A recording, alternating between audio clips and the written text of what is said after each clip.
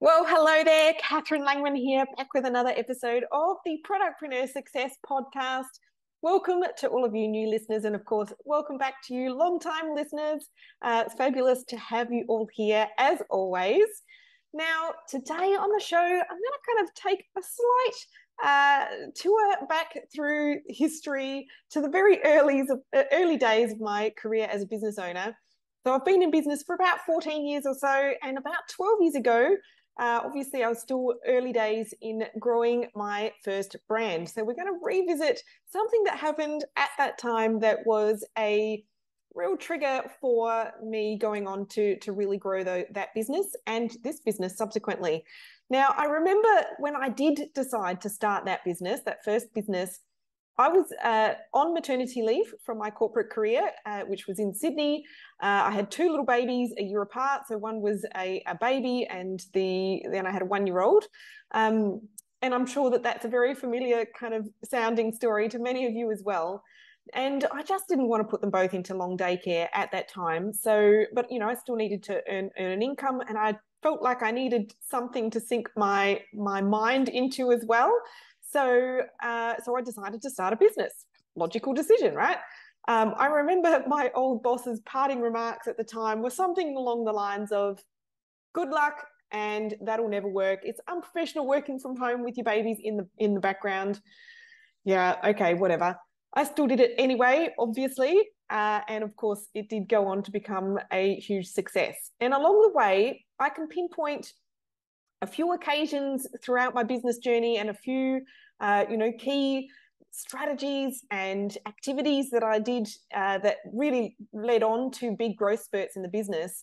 And of course, usually on this podcast, I spend a lot of time talking about the marketing strategies that I have learned and used and still use to really grow my business and really boost the rate of growth as well. So that's usually the topics that we cover.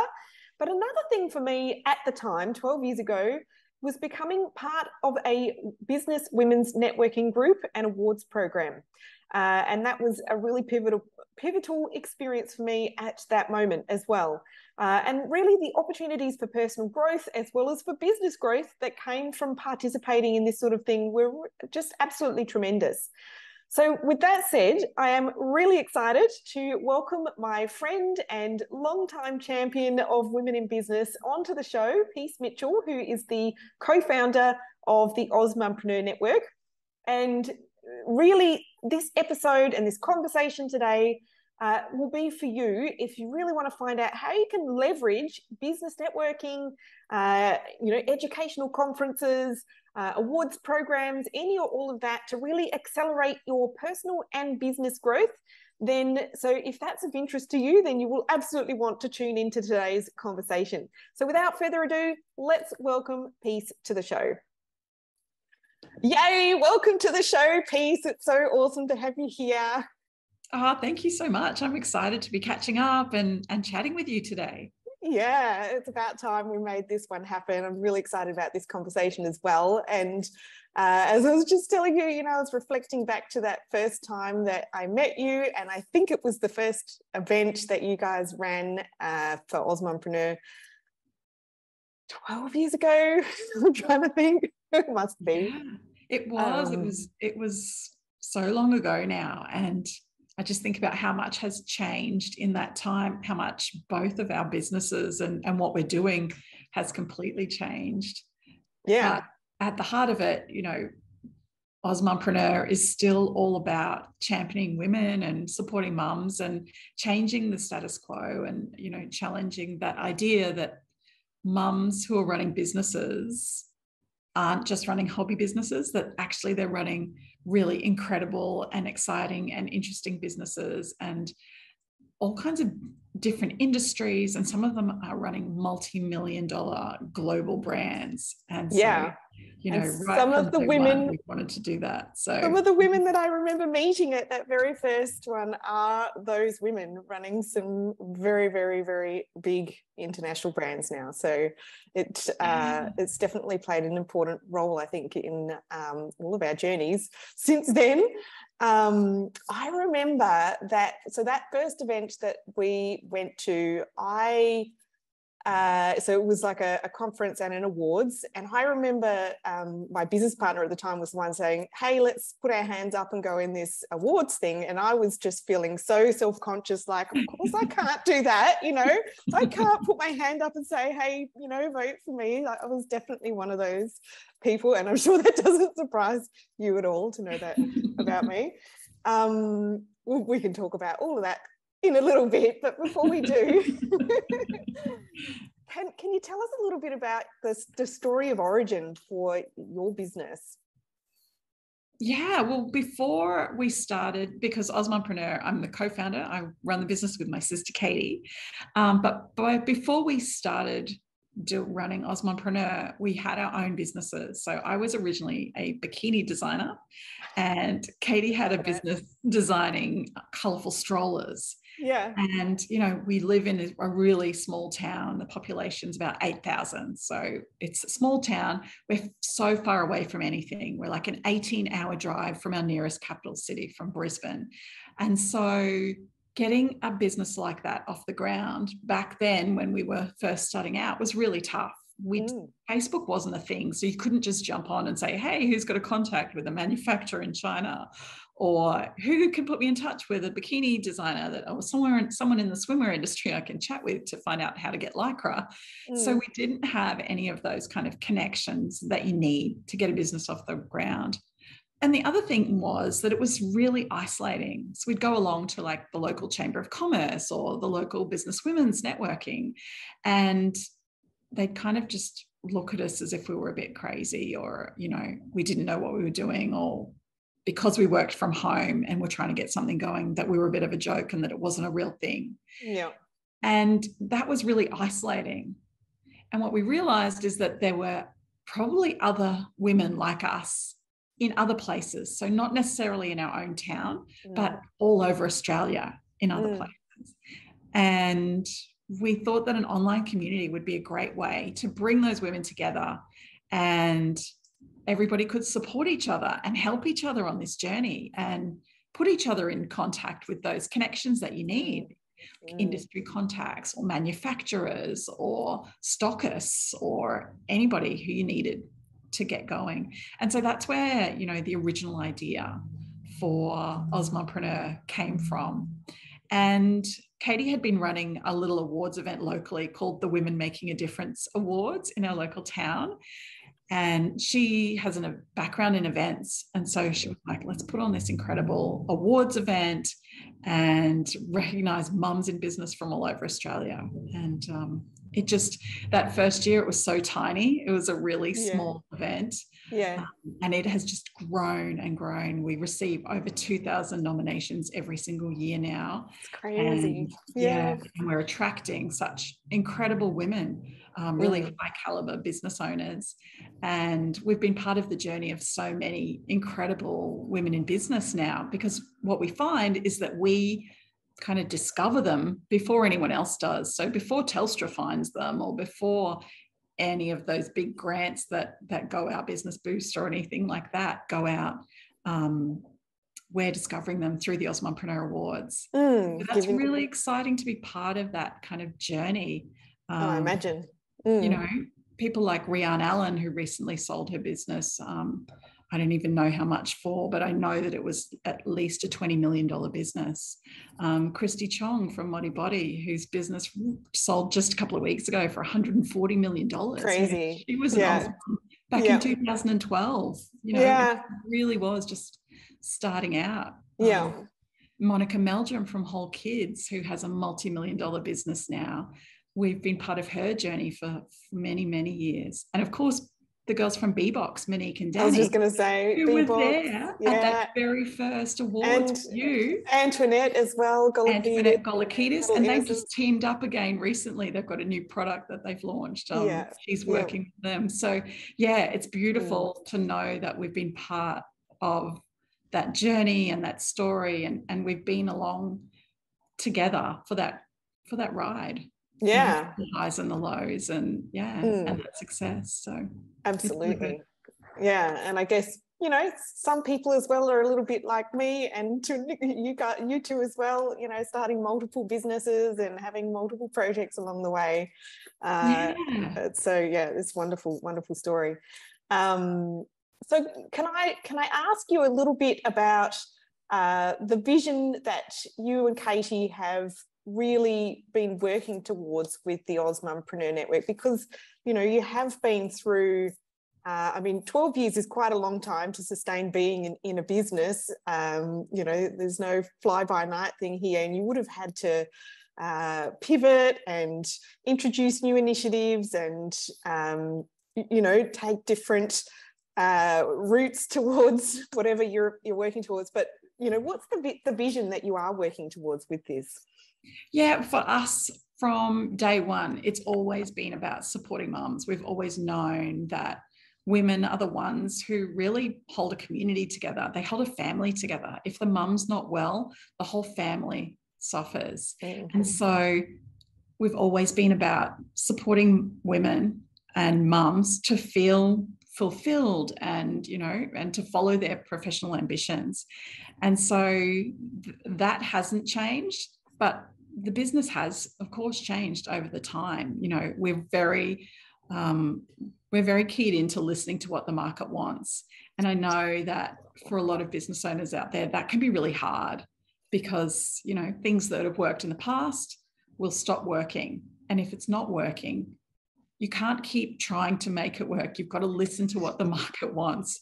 And sometimes you have to walk away or change things because if you're not listening to what the market wants and you're just doing what you want, then it's not going to work out. You have to be prepared to, you know, really listen to what they want and change things and sometimes let go of things, even though like your heart's really in it and you really, really care about that. You do have to let things go sometimes if the market isn't responding the way that you want it to. That's very true. That's very true. And that's hard. That's hard. It is really hard. Yeah, I know you guys would have had to do that. I've had to do that along the way as well. Yeah. I mean, we've had hard times where we've almost sold the business or almost like packed up and walked away. But I think having that really strong vision and belief in supporting women and having that incredible community around us has been the thing that's kept us going. Yeah. So. I heard this really kind of slightly tragic statistic this morning. I was listening to a podcast. Can't even remember what the name of it was now. It's too early in the morning, but the statistic was something like only about 2% of female founders ever crack the 7-figure mark per year revenue, which, you know, this is 2022 now. You know, it seems to be like we've got a long way to go to reach any kind of equality in this sort of venture, which is a little bit sad, but I suppose that means we've got work to do. We've got to roll our sleeves up and keep going. Yeah, that's a hard stat. But I do think it's changing. I do think that more and more women are running businesses and more women are running really successful businesses. And there's more and more support out there now. You know, when we started out, there wasn't a lot of support for female founders, and we'd go and we'd have meetings with the government. We'd say, you know, can we get some more funding for women, for mompreneurs? And they'd roll things out which were for men and women. And we'd be like, but these are the specific challenges women are facing. But now, you know, 12 years on, we are seeing more and more government support for women. We're seeing more business education for women and courses and things. And so I think that will help to change things, that women are getting access to those kind of opportunities.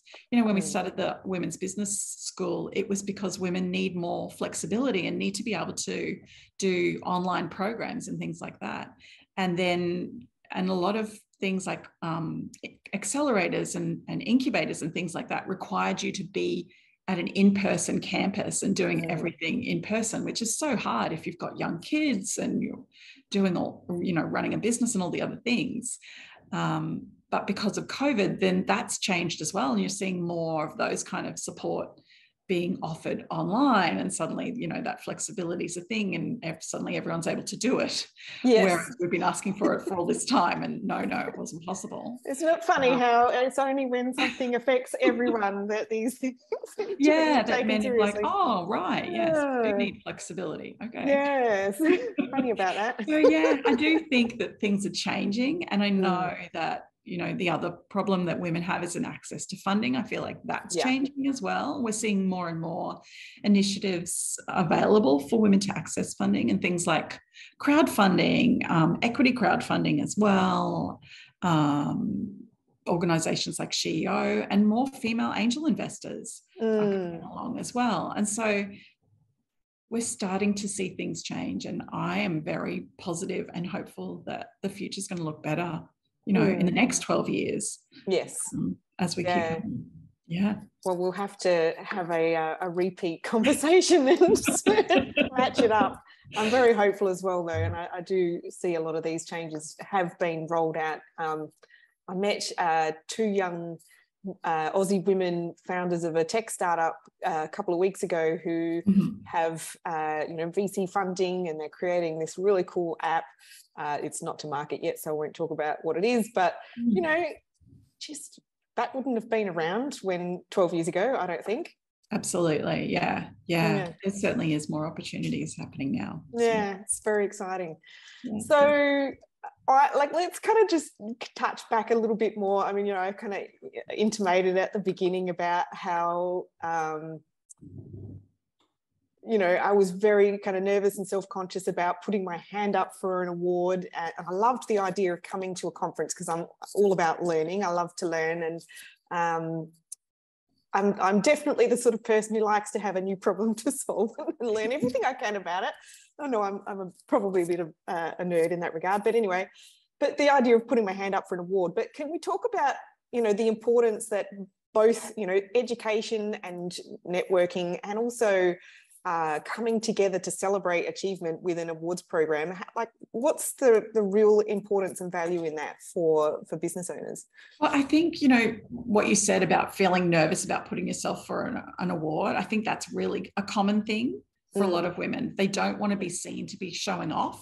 And I think that's very much our culture, that, you know, the tall poppy syndrome, you're afraid that, you know, if you put yourself forward, you're then more open to criticism or people having a go at you. And so a lot of women are reluctant to do that.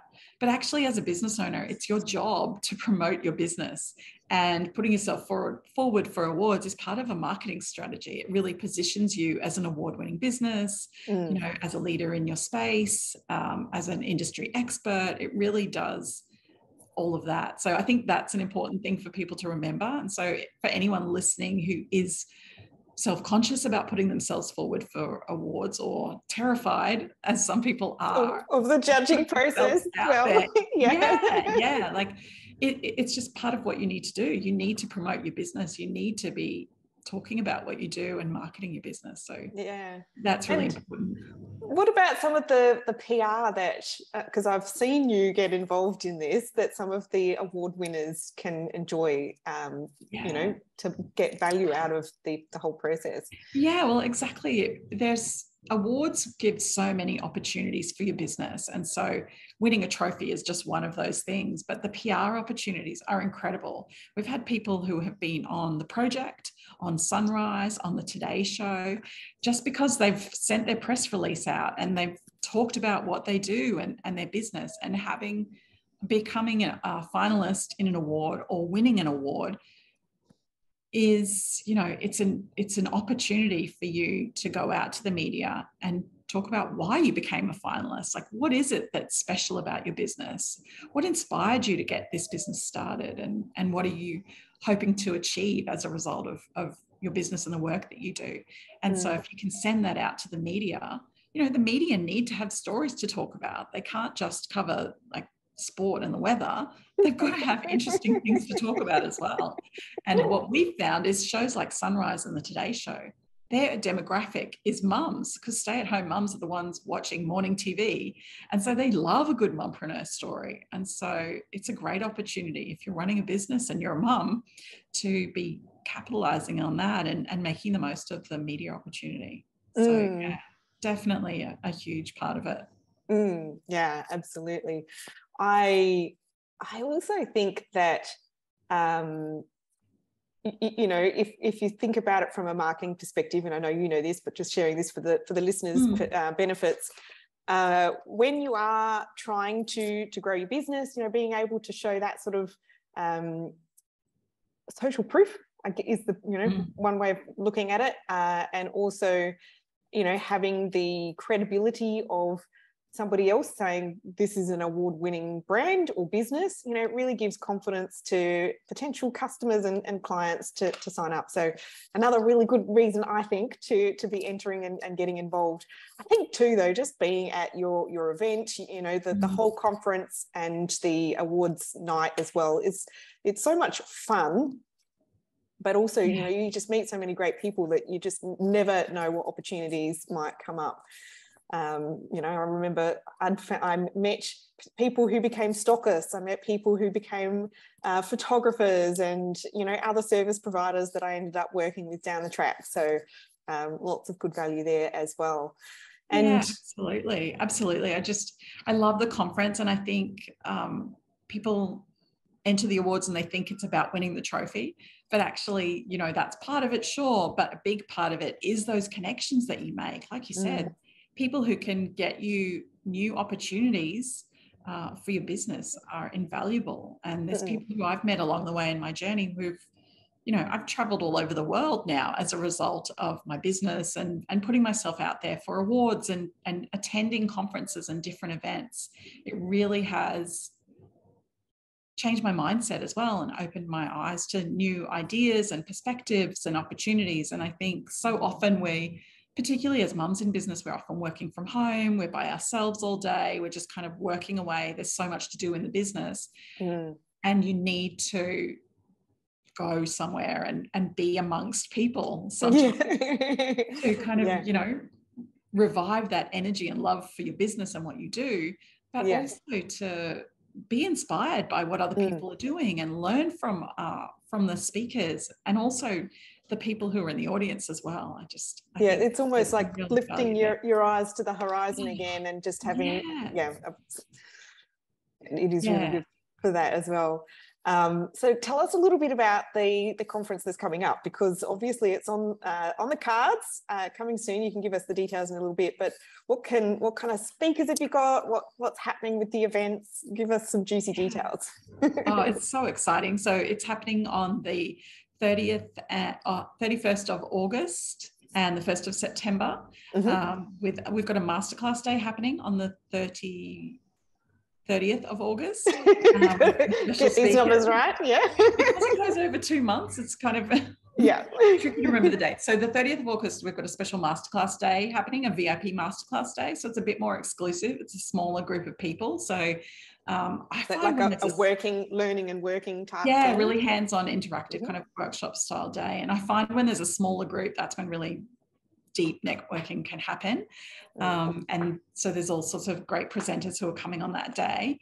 And then that evening we've got the cocktail party, which is always a really fun event. It's more informal than the awards night, and you know, lots of great networking and chatting and fun happens that night. And then the full conference day is the next day, the 31st of August. And we've got panels, we've got keynote speakers, we've got all kinds of people who are coming along and presenting. People like Jules Robinson, the founder of Figure. Susan Pierce is speaking. I know, I'm so excited for that. So incredible. And then we've got panels for product-based businesses, for service businesses, all kinds of different presenters who are going to be there on the day. And then, of course, that night is the glamorous Ausmumpreneur Awards Gala Dinner, where we'll be announcing the winners of the 2022 Ausmumpreneur Awards and uncovering the next up-and-coming fabulous businesses. Is it a exact time? Is there a theme this year? Yes. So as always, the Ausmumpreneur Awards are the event of the year for mumpreneurs, and everyone gets all dressed up. I have a fully sequined gown because I love a bit of course you do. Gorgeous. So much fun. So it's a great opportunity if you like to get all dressed up. And it's going to be beautiful. It's happening in Sydney this year at Darling Harbour, which is, it's going to be incredible. What about for any listeners who are still kind of on the fence about coming along? Let's go through a few kind of tips for getting the most out of the experience. And I'll go first because obviously I've been an attendee for, many times over the years. And I would say that you have to come just with an open mind and a good sized notebook and a pen, because there's going to be a lot of inspiration and ideas to write down. So that's my first tip. But what else would you suggest? Yeah, that's a great tip. And I think just be open, come with an open mind as well to learn new things, to be open to new perspectives and ideas, and to making new friends. So don't go there with kind of like, okay, I've got to sell 10 things to 10 people before I leave. It's not about that. It's about making those connections and just be there to chat to people and get to know people first and build those relationships. Yeah. I love taking books along. We write books, so taking books is easy for us. But if you've got products or business cards or little gifts that you can bring along, it's really nice to be able to give something to someone, even if that's just a business card or something like that, so that people remember you, and then you can follow up with them afterwards, because the follow-up is really important as well, and developing those connections that you make at the event. So I think that's a really important thing. Yeah, I love that idea. I love that idea. More than just a business card, which can easily get lost. Yeah.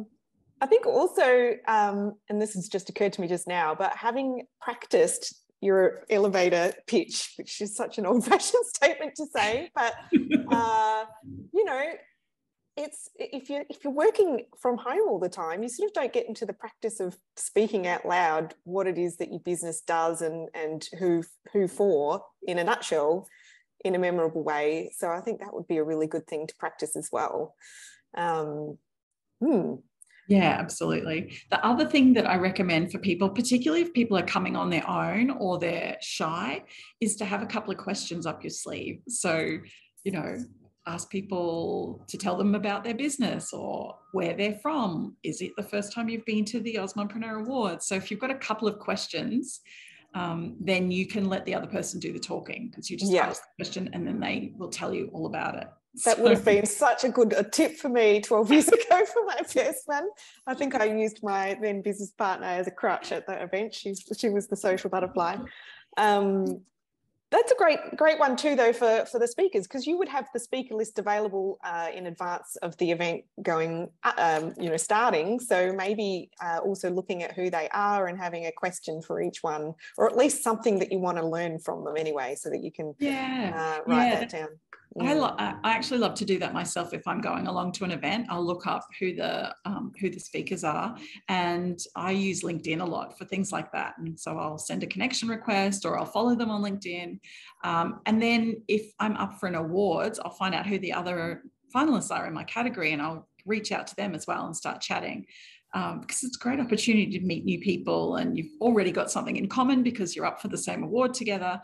And Ausmumpreneur Awards are all about supporting each other. It's not really a competition. You're not necessarily it's super friendly. Your competitors. You're actually in there with other women, and you're all celebrating each other and the fact that you're all finalists. So it's a great opportunity to connect with other people who are going to be coming to the event and get to know them before you go, so that when you arrive, you kind of feel like have someone to talk to.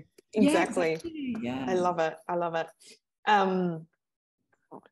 One more question about, I guess, the network and the awards. I mean, obviously the awards are coming up, but it's not always all about the awards. But can you think of some examples of particular women in the network and just their stories, of transformational experiences from being part of the network and attending the conference and the awards? And I guess it can be about what they've learned, or something that's happened as a result that's really skyrocketed their business.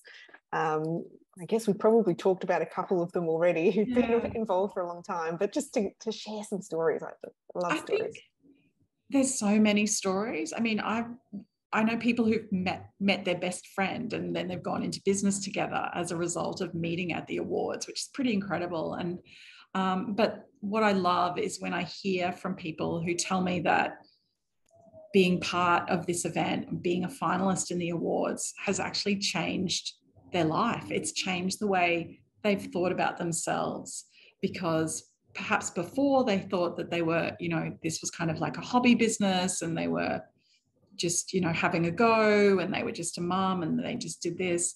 But then seeing the other women at the event and realizing, they're just like me, but they're calling themselves businesswomen and entrepreneurs, and they've created this incredible business now. And it changes the way they see themselves. And then you see that transformation happen, and years later, they're the ones inspiring the next round of people to come, and they're now running multi-million-dollar businesses and doing all sorts of incredible things. But it was that one thing. It was coming to that event and being there amongst all those other women and realizing that, well, actually, I can do it too. If they're doing it, so can I. I'm going to give it a go. So, I can vouch for that. Having that sort of personal shift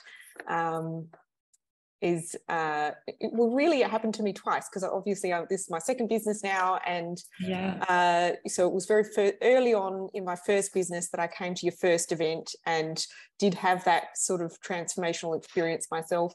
But it also happened with my second business, and I remember I wasn't going to start this business, and I don't know if you remember this, but you sent me a message and you said, "What are you doing, Kath?"